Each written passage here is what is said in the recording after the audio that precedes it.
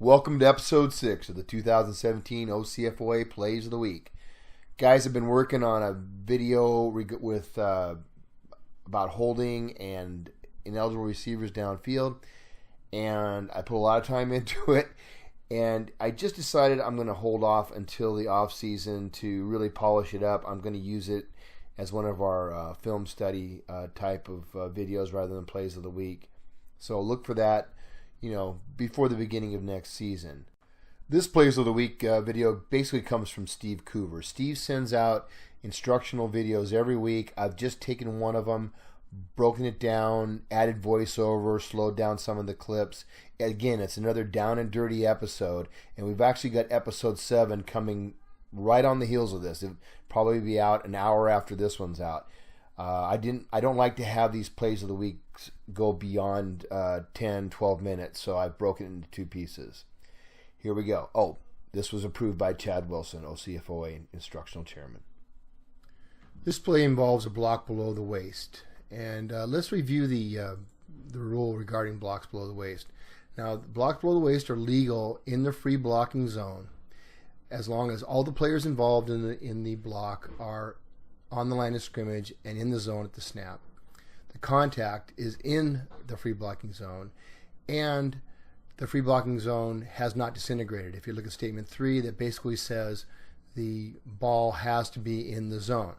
Now, in a shotgun formation, the ball is out of the zone immediately, but we've come up with a standard for blocking below the waist in the free blocking zone, and it states, while we're in a shotgun formation, an offensive lineman may legally block below the waist if the offensive player who is lined up in the free blocking zone is in a 3 or 4 point stance and the contact is immediate with the defensive opponent who is also lined up in the free blocking zone. That's the standard for the free blocking zone to exist.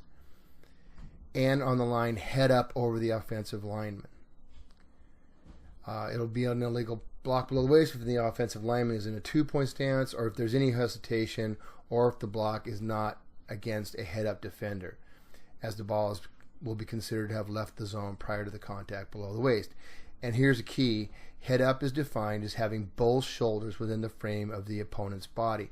That means they have to be straight up, lined up shoulder to shoulder. You draw a straight line between the right shoulder of the offensive player and the left shoulder of the defensive player, and vice versa. So let's take a look at this play. Keep an eye on that left tackle. Now you can see that the block was not immediate. He comes up and then he goes down. He's cutting across. So that is an illegal block below the waist, even though it occurred in the the free blocking zone, and met all the other criteria. It wasn't immediate, and they weren't head up. That's a foul for a legal block below the waist. Okay, guys, we've already talked about blocks below the waist, and here's another one. Again, look at the formation. It's the first thing you want to do. We are in a shotgun, so the previous lesson applies. The blockers have to be in a 3 or 4 point stance. The block has to be immediate, and it has to be against an opponent who is straight up over the blocker, which means their shoulders are aligned. So we do not have that situation here. You can see there's nobody in front of the player highlighted here. And we'll just take a look at this. I'm going to run this in slow motion so you can see it. It's pretty obvious. He's going to dive to his left and cut the defensive end rushing. And look at the result of this play. This guy's hurt. And this is why this is illegal. Let me take it back one more time and I'll run it in real time for you. Yeah.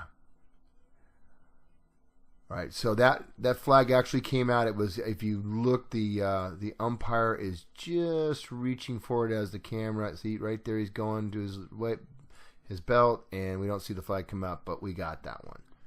Okay, this next play involves a chop block. Let's review what a chop block is. It's a combination block by 2 or more teammates against an opponent other than the runner. with or without delay, where one of the opponent's blocks is low at the knee or below, and one of the blocks is high above the knee.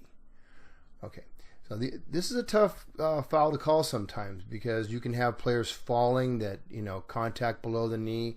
That is not necessarily a chop block. But I want you to take a look at this one. I think it's pretty obvious. Keep your eye on the player highlighted. He's the one that is going to be blocked high and low. I'll run it in real time. And now we'll run it back. Do it in slow motion. Now this is a foul that probably should be picked up by both the umpire and the flank official, because those are their two keys are involved. It's obviously a dangerous block. He could have really gotten hurt on that. I'll give it to you one more time. So again, flank officials, stay with your keys just a little bit longer, especially on a play like this. It looks like a run. Your receiver key is sweeping. So stay with your lineman. You'll get this. So here's another chop block example. Now, there's actually a foul called here for encroachment by the defense, but I want you to watch the chop block itself on that player that's just highlighted. I believe he's the one they also called the encroachment on. Let's take it back. Watch this slowly now. He is contacted low, which is the first contact's legal because this is in the free blocking zone, meets all the requirements for a block below the waist. But watch the pulling guard shoot across, actually the tackle, and cream him high. Again, dangerous foul. So this is kind of an interesting play. It's something that we don't call a lot, but I think actually happens fairly frequently. This is a block in the back behind the line of scrimmage. And remember, the only time a player can be legally blocked in the back is in the free blocking zone, and this is obviously way outside the free blocking zone. Watch the player right here, right there. That's a block in the back. Now, for some reason, the umpire is looking to the side. He may be concerned about getting run over, and the only one that's going to get this is maybe the flank, maybe the referee. Everybody's concentrating on the runner, I'm sure, at this point. It's a broken play. Let's take a look at it from the end zone.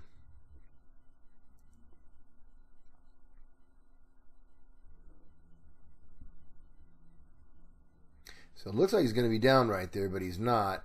Now watch big guy right here. Whoop. I don't know why that happened. Hold on. All right, here we go. Right in the middle of the back. Okay, that is definitely a foul. And we missed it, but that's okay. I mean, we can't be perfect, but be aware of those type of fouls. Don't think because they happen behind the line of scrimmage there's anything legal about that. All right, this next play involves an illegal block in the back, and you'll notice they're in punt formation, and punts are where we oftentimes see this foul. So let's take a look. And what are we looking for when to determine where a block in the back might occur? Typically, we're looking for defenders in chase mode, and you can see one right there. He's been beat by the defensive player, and let's take a look in real time. Now, that looks like it might be from the side, but I'm going to show you that it's not. Let's keep an eye on this player here. We'll go slow motion. Now he's about to make that tackle. He's contacted in the middle of the back, and he's displaced forward. Now, it's not obvious that he's displaced forward because normally he would be displaced towards the end zone, but he's facing the flank official. So now displacement forward would mean toward the flank official, and there you see it. And you're going to notice that he is hurt. This is a serious foul. And there's one more thing I want to point out, and I don't mean to rip on these officials. Everybody does this, but look at the back judge here. He's looking down. We've all done this, guys. The play's over. You kind of relax, but look, there's gray and white are all together, we can't relax until colors separate and everybody's getting ready to move on to the next play. So now let's talk about some holding. The player highlighted is going to commit the hold against a defensive player there highlighted as well. And I'm going to point out a couple things here. I'm just going to run this in real time and then we'll run it back. Now it's easy to say, oh, that's obvious, you know, yeah, you got. Okay, so what are the components of the hold here? The first thing we're looking for is the hands outside the frame. Okay, this is a good indication you very well might have a hold, unless he just lets him go right here. You know, this is holding. Now you can see he's restricting his arm, and he's also restricting him there. He's at the point of attack. We're going to see the referee throw the flag. Great job. Great call.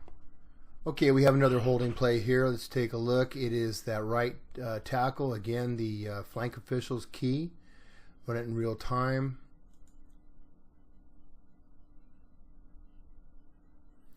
Yeah, that one's pretty obvious, right? And I'm pointing out these flags here. There's actually a flag sitting there on the 48 on the other side of the 50 there. That's the referee's flag. And then, of course, we had the flag thrown by the flank official. Let's go back and watch this in slow motion. I'll talk a little bit about those flags. So this is a grab and restrict, and it's pretty obvious. It's a good pickup by the flank official. You hate to miss something like this. So there's the foul.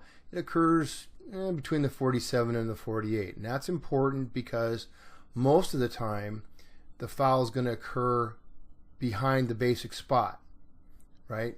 So that's an all but one enforcement. So we're gonna mark the penalty from the spot of the foul. So it's important to get that flag down in the proper place. You can get this down here. Okay, so you can see we have two flags.